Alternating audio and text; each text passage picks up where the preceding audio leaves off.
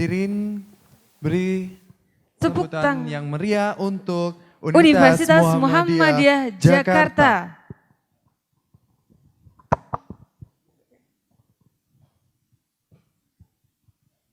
Dengar belum?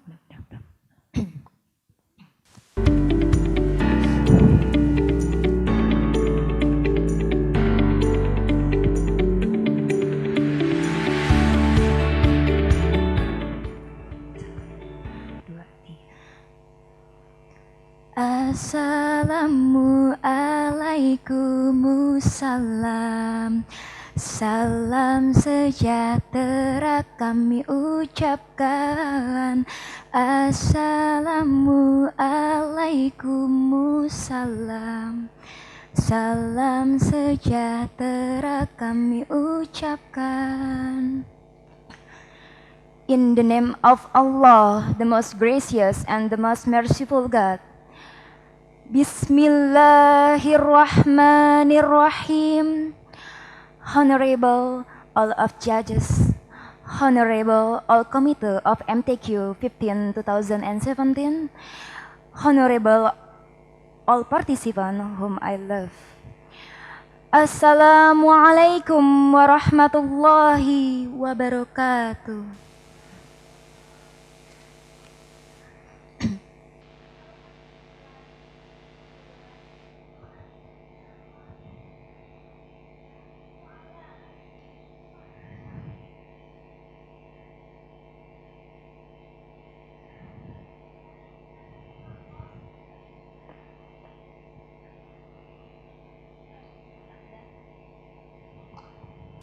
Rabbi shrahli sadri wa yassirli amri wahlul 'uqdatam min lisani yafqahu qauli. Amin ya Allah ya rabbal alamin. Di sini kami akan mempresentasikan karya tulis ilmiah kami yang berjudul Super Leadership sebagai upaya implementasi dari sikap nasionalisme dalam usaha pembangunan karakter bangsa yang berbasis Islami.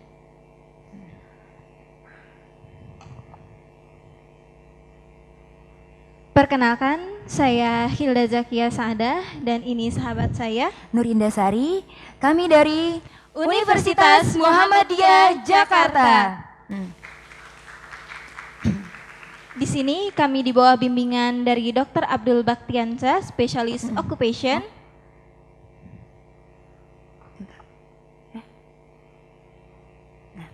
Baik, untuk yang pertama, mengapa kami mengambil tema super leadership ini sebagai tema karya tulis ilmiah Al-Quran yang telah kami buat? Ini berawal dari latar belakang dari dekade terakhir ini banyak fenomena pergantian preposisi dari kepemimpinan kita. Salah satu contohnya saja seperti pergantian dari suatu daerah tersebut, pergantian pemimpin bupati, pemimpin gubernur dan seperti presiden seperti tersebut. Dari hal itu kami berpikir jadi dari semua fenomena tersebut, dari fenomena politik itu sekarang semakin meningkatnya isu politik dalam negara kita dan begitupun isu kepekaan dari masyarakat kita sendiri mengenai kepekaan terhadap politik. Maka dari itu diperlukannya adanya jiwa super leadership dalam fenomena dalam kepemimpinan di negara kita Indonesia ini yang tercinta.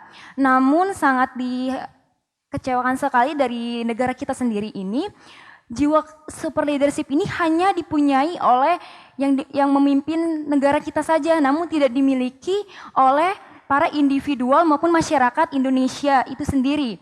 Karena super leadership yang hakiki itu adalah hakikatnya layaknya semua masyarakat Indonesia seharusnya memiliki jiwa, yaitu jiwa kepemimpinan seperti tersebut.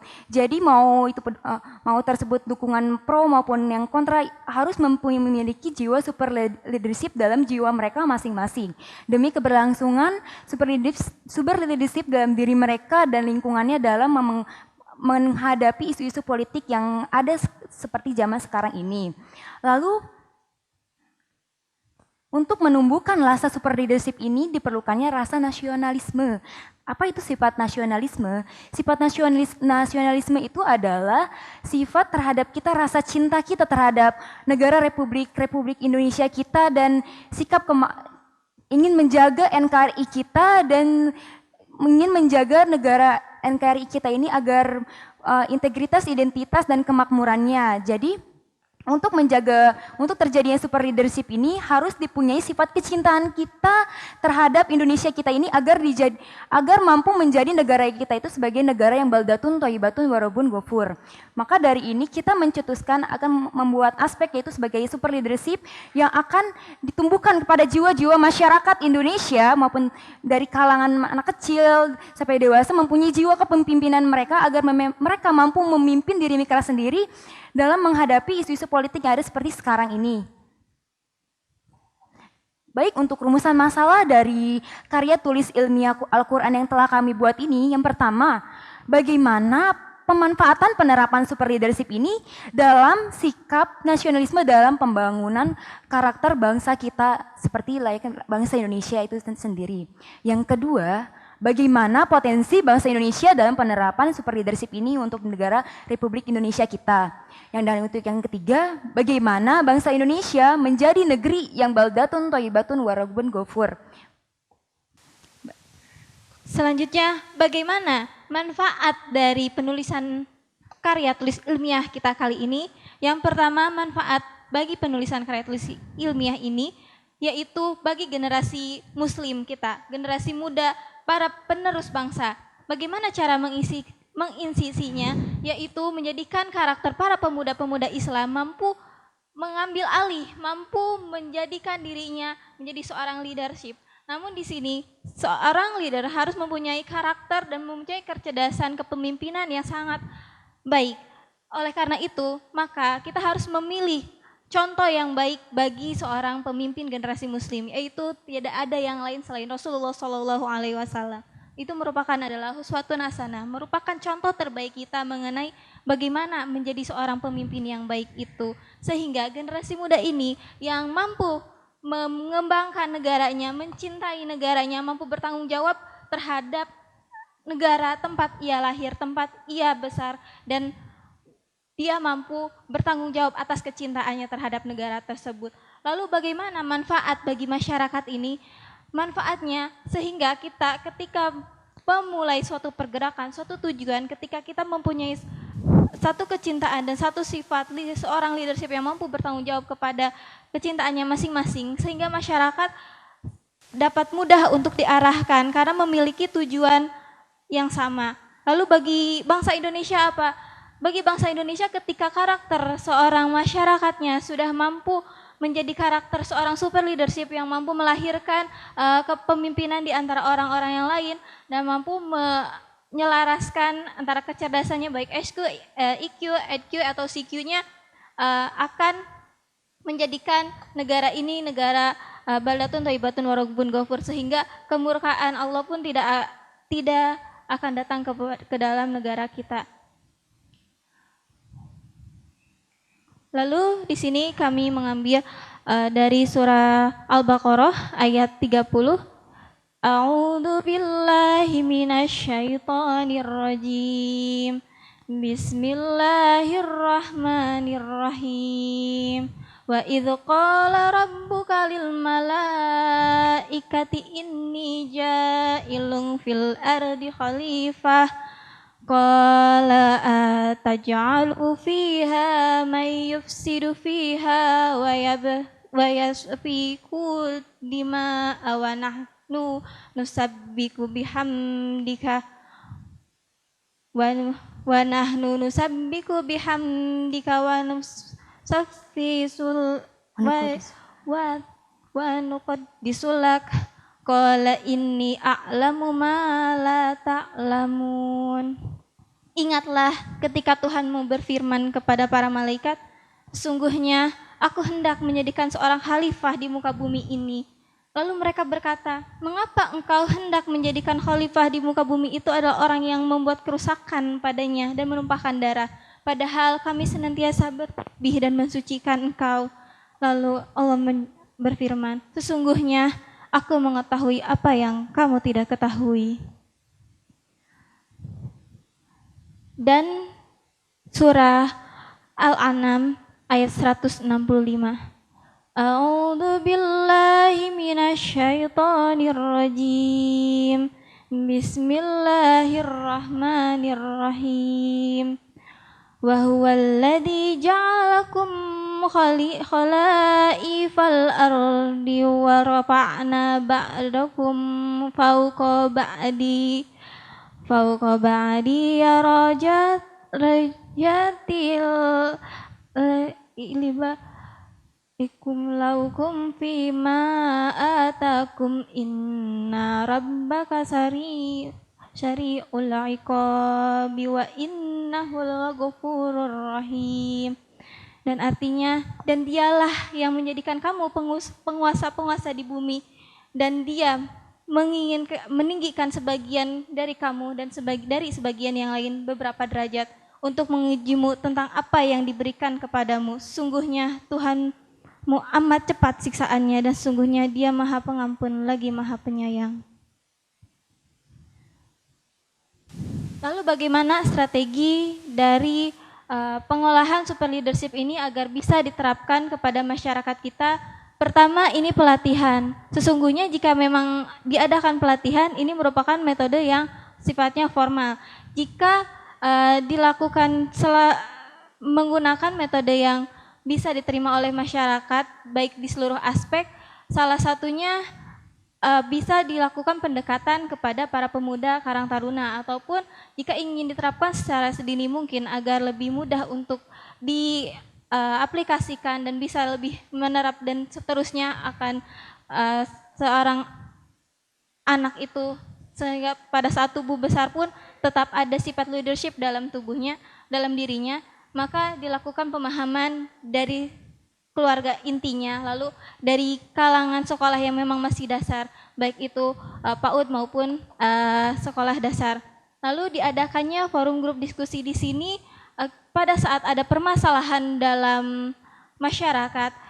Dalam pelatihan ini bisa dilakukan diskusi bersama untuk memecahkan masalah. Jadi sebenarnya seorang super leadership itu tidak pemimpin yang selalu memerintah, selalu mengatakan kamu harus ini, harus itu, tapi seorang super leadership itu mampu mengajak anggota-anggotanya menjadi self leadership atau menjadi seorang yang bisa memimpin dirinya sendiri dan mempengaruhi orang lain. Dan di sini dalam pemecahan masalah, dalam artinya yaitu seorang pemimpin itu bisa memotivasi kepada anggotanya bahwa kamu dapat memecahkan masalah itu. Di sini terkait oleh kecerdasan dari adversity inteligensinya, yaitu kecerdasan dari kemampuan pemecahan masalahnya. Lalu dalam pencapaian programnya ini, dia mampu kembali mengaplikasikan super leadership ini kepada kepada orang-orang sekitarnya. Lalu kemampuan super leader, jadi setelah dia mampu memimpin dirinya sendiri, dia mampu mencetak para super leadership yang baru atau yang lainnya. Lalu apa dan siapa sasaran dari program super leadership ini? Sebenarnya kita tidak mencetuskan sebuah program, namun metode dalam kepemimpinan. Di sini kita sasarannya itu yaitu calon super leadership generasi muda Islam yang akan dipersiapkan untuk masyarakat atau daerah sekitarnya. Lalu organisasi dan pergerakan baik tingkat kepemerintahan ataupun tidak. Lalu untuk komponen pemerintahannya mungkin di sini akan sedikit sulit karena memang sudah punya gaya kepemimpinan masing-masing. Namun super leadership ini yaitu metode yang untuk mengingatkan dia agar tetap selalu ke dalam keadaan sifat leadership yang memang dicontohkan oleh Rasulullah SAW. Lalu untuk memang anak-anaknya itu untuk kita agar selalu menjadi seterusnya ketika tumbuh akan jadi super leadership yang baik. Nah, jadi seorang super leadership adalah seorang pemimpin yang mampu memimpin orang lain dan mampu menjadikan para calon pemimpinnya itu mampu memimpin dirinya masing-masing. Sekian dari kami. Kami mempunyai jargon super leadership. Siap, sigap, tanggap.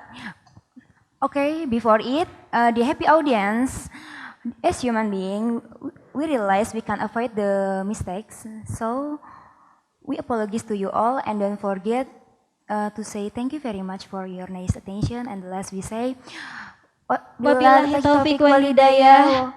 Wastabiqul khairat. Wassalamualaikum warahmatullahi wabarakatuh. Waalaikumsalam warahmatullahi wabarakatuh. Terima kasih Hilda dan Nur Indah. Ini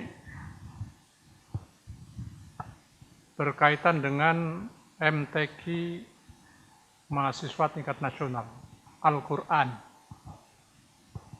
Al-Quran tidak dapat dipisahkan dengan hadis.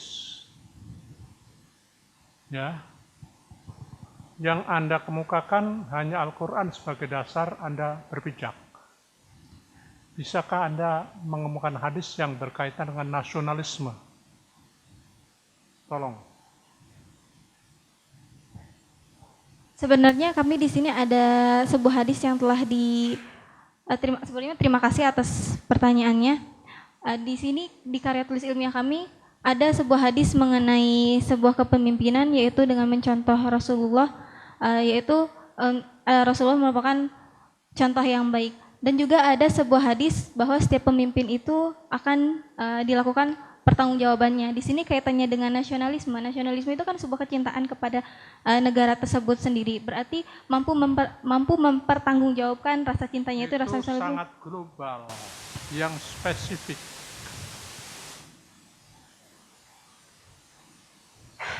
Rasulullah pernah menyatakan, inni uhibbul Arab li thulathiyin. In anni Arabiyun wa lughatul Qur'an Arabiyun wa lughatu ahlil jannah Arabiyun. Itu spesifik tentang nasionalisme. Mestinya Anda kemukakan yang spesifik, bukan general, bukan yang global. Begitu saja sebagai catatan. Terima kasih banyak. Baik, saudara Hilda dan Indah Sari ya. Nah, saya sudah membaca tadi, topik Anda itu super leadership. Dalam teori kepemimpinan, ya kan, kepemimpinan itu bisa dilihat dari berbagai aspek, ya kan, dari tipenya, gaya, sifat, perilaku, jenis. Nah, kira-kira super leadership ini masuk kemana? Variabel-variabel tadi. Pertanyaan nomor 1 ya. Yang kedua, saya belum menemukan batasan tadi, hanya super leadership ada yang memimpin diri sendiri, ya kan, mampu membawa orang lain dan memimpin dirinya sendiri. Hanya itu batasannya gitu. Saya ingin lebih jauh apa indikator-indikator yang konsep super leadership itu gitu. Sehingga itulah wujud gagasan kita yang baru tadi untuk coba diimplementasikan gitu.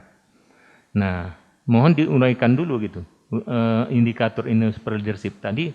Yang pertama pertanyaan saya, pada posisi mana dia masuk?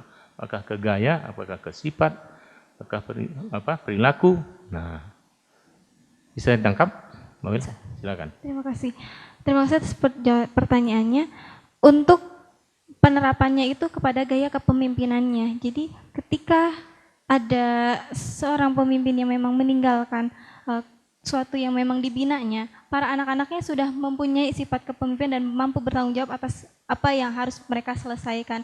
Sehingga tidak harus selalu adanya tingkat inisiatif yang tinggi, sehingga pada saat pencapaian itu pencapaian yang jangka panjang. Jadi tidak mati satu terus hilang saja seperti itu, tapi mampu menumbuhkan yang lain.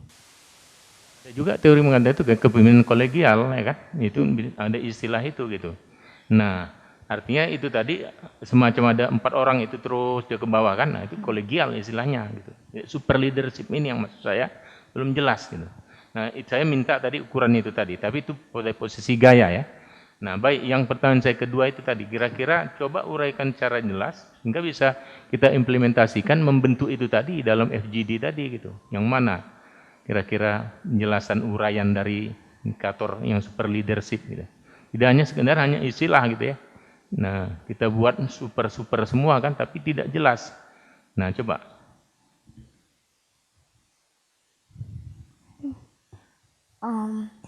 Baik Pak, terima kasih untuk pertanyaannya. Di sini saya ingin ingin bantu menjawab. Untuk dari klasifikasinya sendiri, bagaimana dikatakan sebagai super leadership? Di sini kami mengkelompokkan yang tadi telah dijelaskan oleh saudari Zakia, Hilda, yaitu pada jiwa kepemimpinan itu harus melingkupi nanti ada 5 pemikiran seperti penilaian seperti CQ, IQ, EQ, EQ sama dengan CQ tersebut nanti kita kelompokkan. Jadi dan untuk super leadership ini pun kita tanamkan sejak dini Pak, sejak anak-anak. Jadi ketika remaja mereka sudah mampu memimpin dirinya sendiri untuk menjadi pemimpin untuk dirinya sendiri maupun untuk lingkungannya sendiri. Begitu Pak. Udah pernah dicobakan nih? Cobakan dalam bentuk terbatas gitu. Gagasan ini. Baik.